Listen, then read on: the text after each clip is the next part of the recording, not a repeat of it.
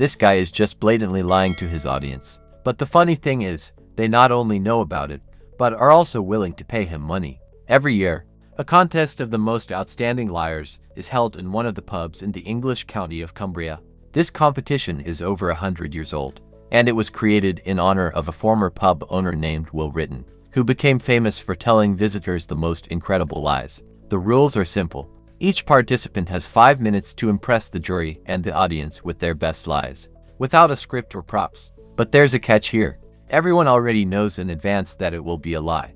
Therefore, participants have to balance between something so absurd as to surprise and something so plausible that they want to believe it. Winners often come up with the craziest stories. For example, that sheep releasing gases, they blew a hole in the ozone layer, or that they had a snail race with Prince Charles. And yes, by the way, lawyers and politicians are prohibited from participating in this competition. They are simply considered to professional liars. And the most successful liar at the moment is John Graham. He has already won 7 world championships. The liar of Wasdale Head. Who is he? Will Ritson, born in 1808, is buried in Wasdale Head, and his handsome grave can still be seen. He lived and died and lied in Wasdale Head. The landlord of the Wasdale Head Inn, formerly known as the Huntsman's Inn, rogues still trouble us. The good lie dead and gone, but Will Ritson and his lies are not forgotten. They are reveled in by the sorts of people he so sneered at when he was alive, especially those with a southern accent.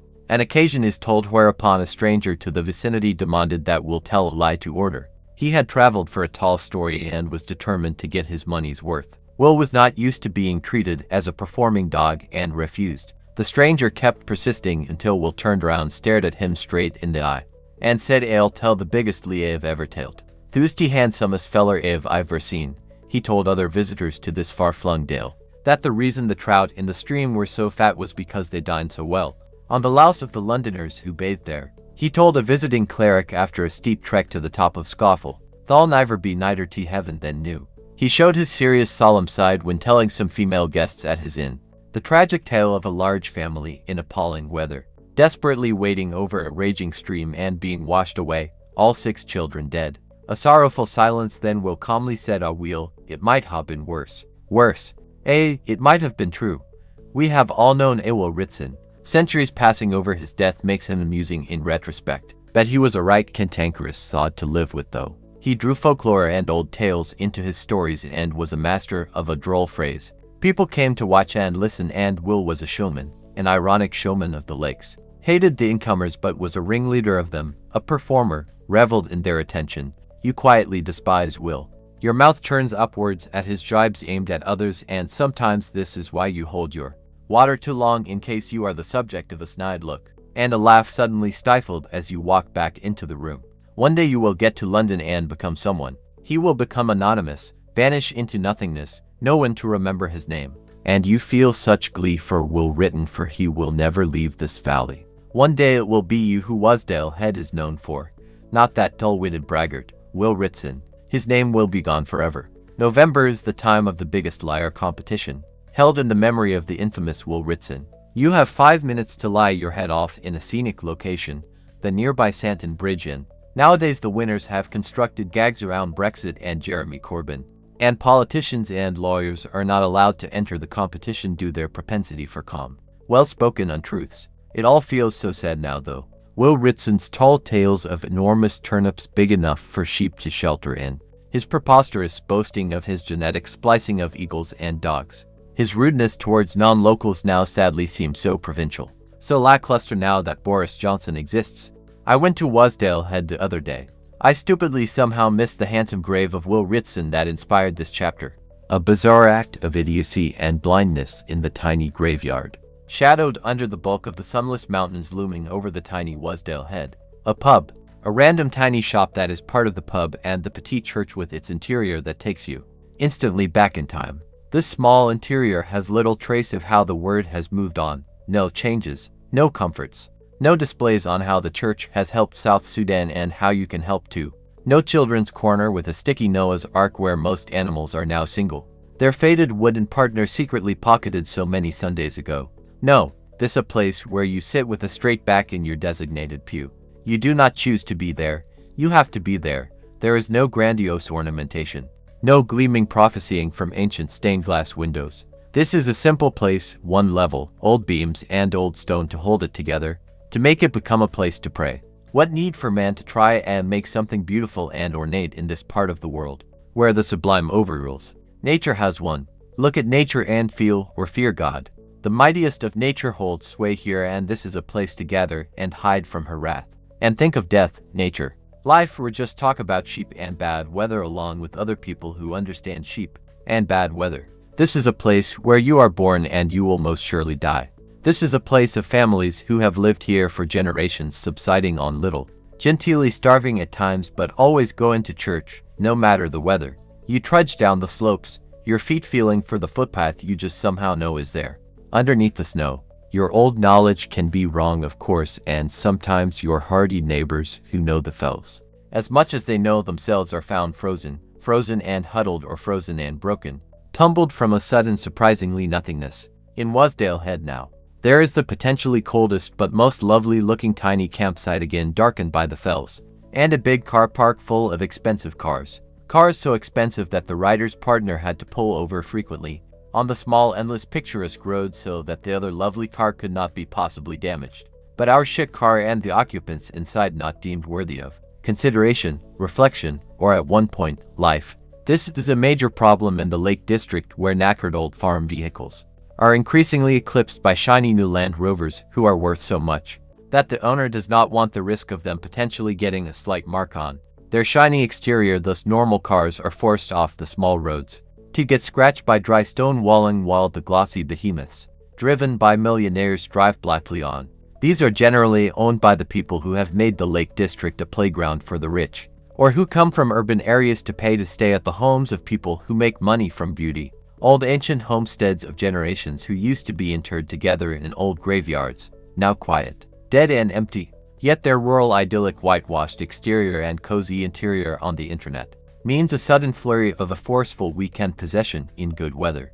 A new shiny Land Rover parked outside with no scratches. A sudden flurry of life again before more brooding silence. Faro and ball paint quick to molder and break in a dark, wet climate. I blame my child for missing the grave of Will Ritson, a child who is now shockingly bored by graveyards and looking at these beautiful historical places of reflection. Love and loss is now like a macabre version of supermarket sweep, where you race around in a flurried panic, trying to get every interesting death in. Take a bad mobile photo of a historic grave before racing to the next, missing out on so much, but fortunately without Dale Winton and a crew from ITV overlooking you, and making arch comments on notable graves and epigraphs you have missed. This is my terrible idea, and I will be deeply unhappy if Grave Grabber ever becomes a popular show. I suspect this is what the person behind the tipping point once said, though.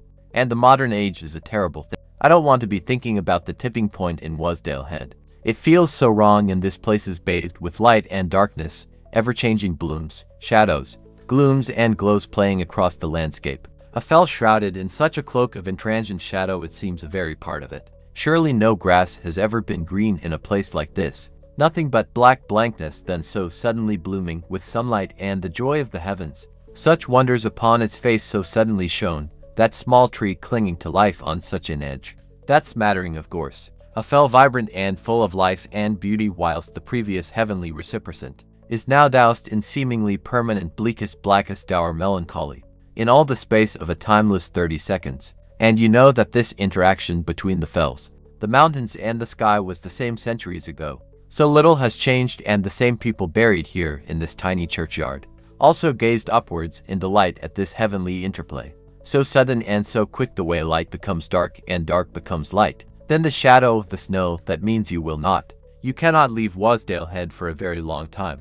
Many people didn't. So many people came here to admire nature, to climb, to feel, to escape. They fell. They died. They are commemorated in this tiny graveyard that they maybe walked through before starting their climb of a lifetime, not knowing that their names will recorded on the stones of the graveyard. They have just admired when walking, though, to their big adventure. As I struggled along the little roads in the car looking up at the fells, I felt duty-bound to feel insignificant against the mighty forces of nature. Instead, I thought of coffins. I looked up the tiny zigzagging lines across the fells and hoped they were made by sheep and not people. The corpse rode from Wasdale Head to Esdale, to bring a fellow neighbor or loved one to a consecrated ground, to shoulder a new death, and in this place it would be someone you knew and knew well. To not be able to grieve for a death of a loved one while they are slip-sliding haphazardly and grotesquely in a coffin that you are holding and you are trying to remember them. Their dignity, their delight in Christmas, their elegant writing and ludicrous sense of humor, but you are wielding a heavy load.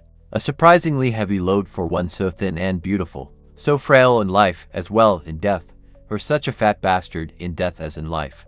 But the fell waters run heavily no matter the weather. The fell tops speak of winter in the brightest summer day, and you trip and you slide. Hear a hideous bump collide against your ear of someone you used to respect so dearly.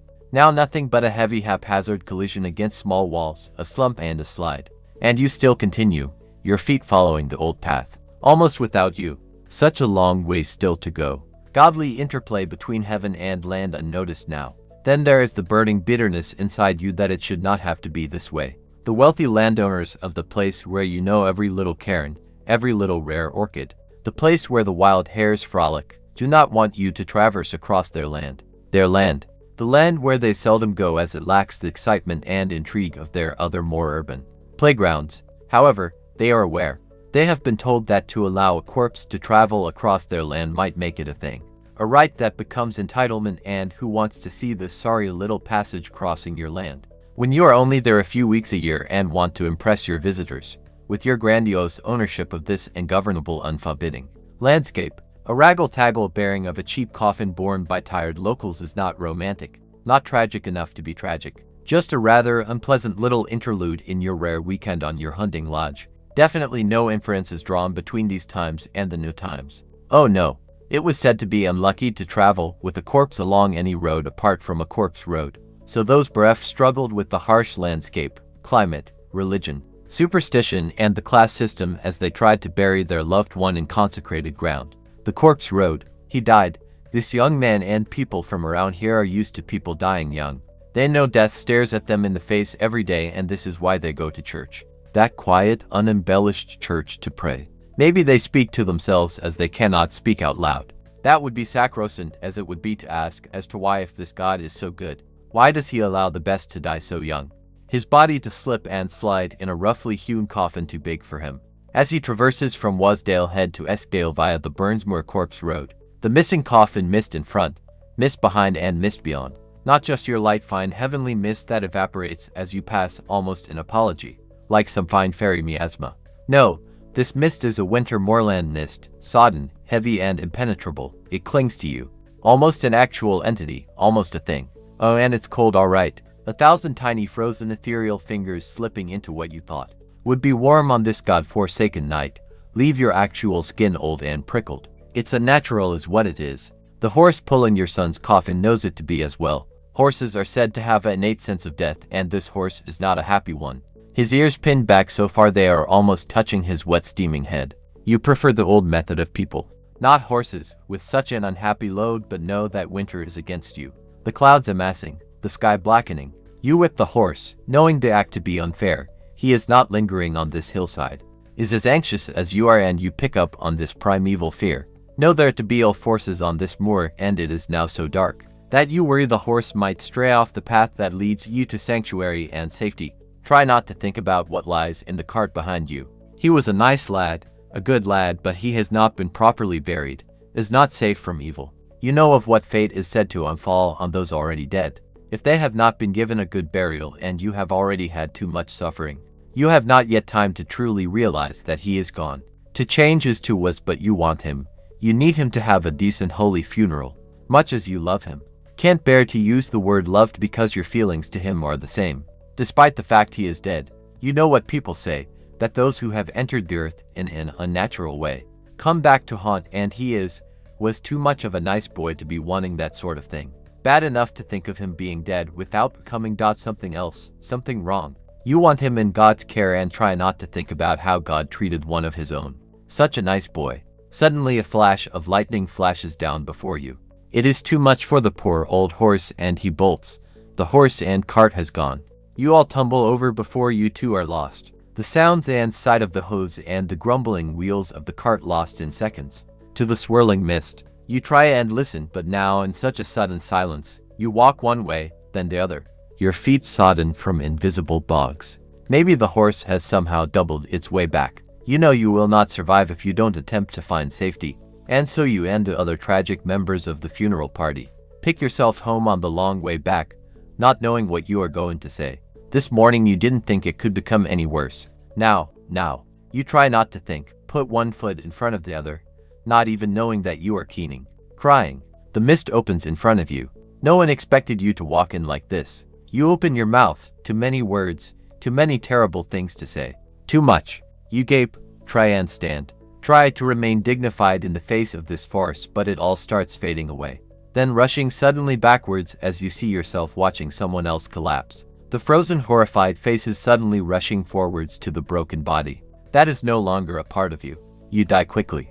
Now the mother of the son, a horse attached to the coffin containing her body. The same coffin road. The skies darken. This is not uncommon in the Lake District. The horse pulls forward. Darker now, darker, the horse fretful, ears pinned back across. Snow starts to fall. Not the fluffy miniature clouds of Christmas cards, but constant heavy drifts, eclipsing and swirling. Confusing and constant. The horse bolts, vanishes along with its trailing dead cargo. Again. Yes. Really? So it is said. So thus broken mourners trample across the fells again, looking for death. They find it. Not in the mortal remains of the mother, but they find the horse and the corpse of the dead son. The mother's small funeral procession was never found, but oh, I bet you are expecting this. Of course, the ghostly procession is said to materialize occasionally from out of the harsh mist and snow of the corpse road. This story is worthy of Will Ritson himself. The first tragic story is enough. Almost believable. Do we really need yet another tragedy so close to the last one? Over-egging a ghostly coffiny pudding, a jumping of a ghostly shark, time-warped legends of a cut-off insular part of the world or something. Something uncanny. There is a book full of wonderful lies, truths and potential half-truths left open at the Wasdale Inn. It is a strange and beautiful thing of delight to see strangers being silly, communicating and exaggerating wildly on paper in this day and age. This is Poppet, surrounded by acres and acres of timeless sky, scree and hill. I think Will Ritson would have approved of the internet, to be fair.